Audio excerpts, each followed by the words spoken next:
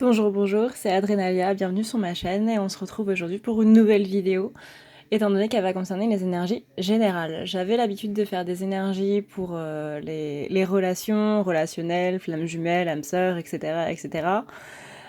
Tutti quanti, pâquerette et panda. Je me suis dit que ce serait pas mal de faire sur ma chaîne des énergies un peu plus générales. Donc vu que je ne sais pas si je vais les faire de manière journalière, étant donné que j'y vais totalement en freestyle comme d'habitude, je me suis dit qu'il valait mieux les faire pour la semaine dans un premier temps et voir comment ça allait évoluer. Donc là, c'est parti pour la semaine du 8 au 15. On est donc avec des énergies qui sont basées sur, du coup, l'insécurité.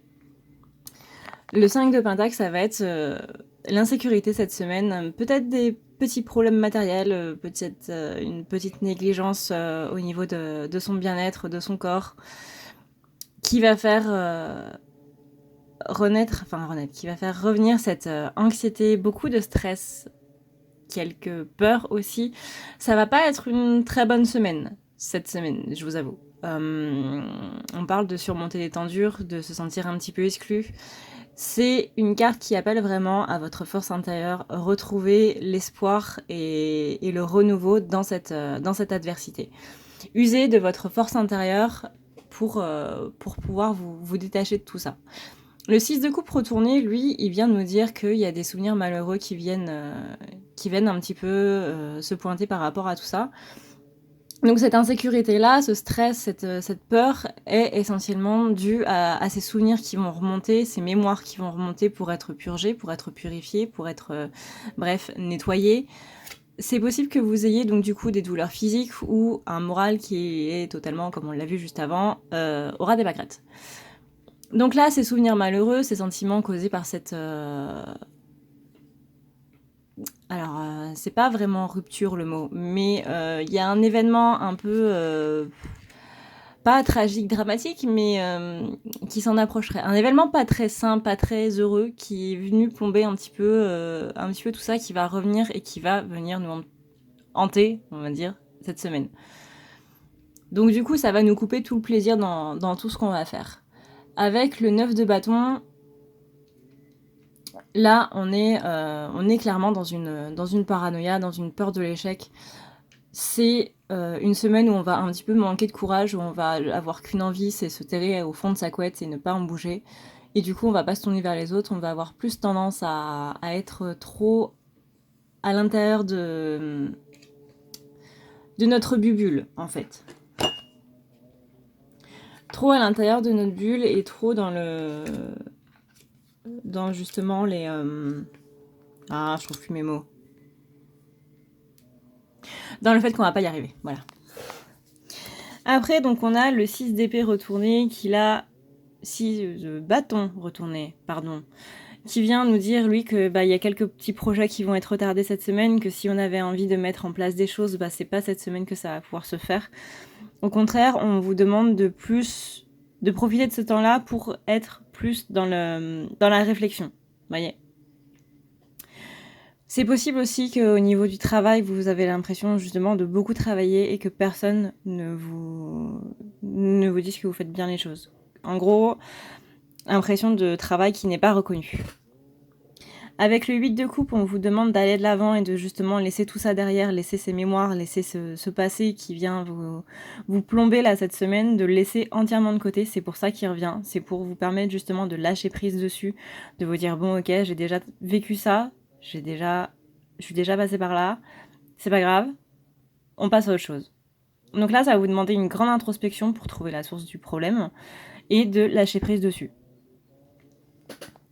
Après, on a donc ce cavalier d'épée retourné qui lui va indiquer que vous allez être un petit peu dans le conflit justement par rapport à tout ça, que ces énergies qui sont là, elles sont pas très top et que du coup, ça va nous mettre un petit peu dans le conflit, dans l'agressivité. On risque de pas trop être sympa avec les autres.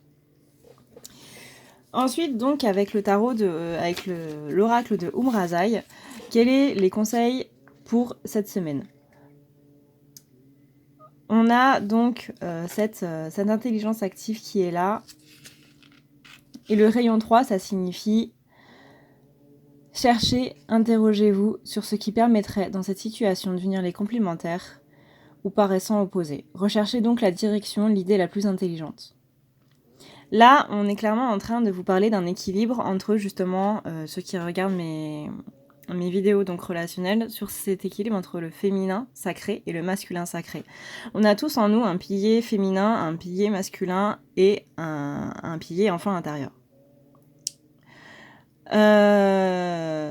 Qui est donc enfin, autre.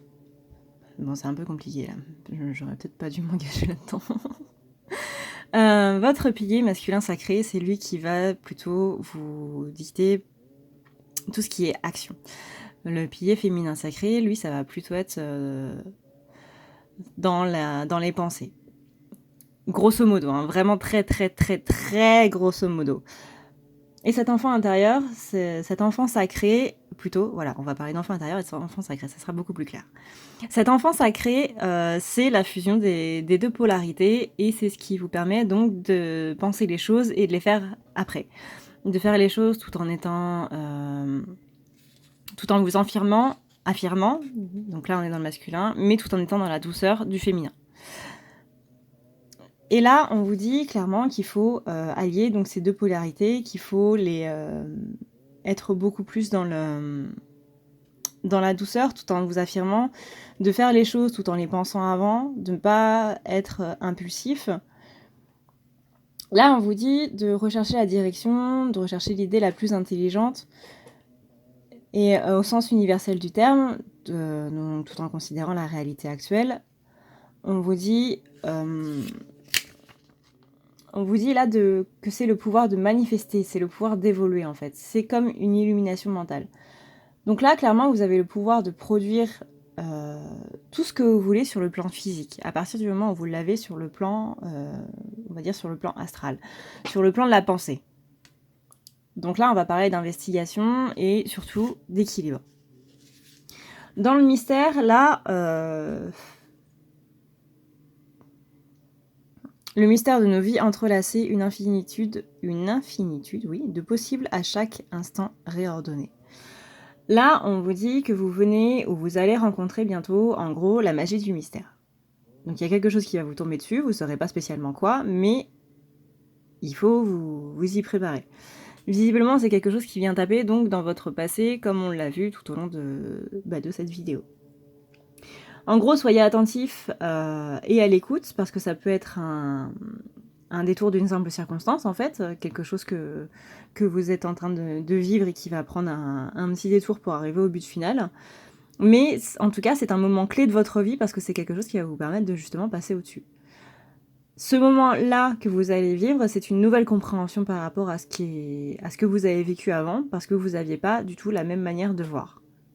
Vous avez grandi, en gros.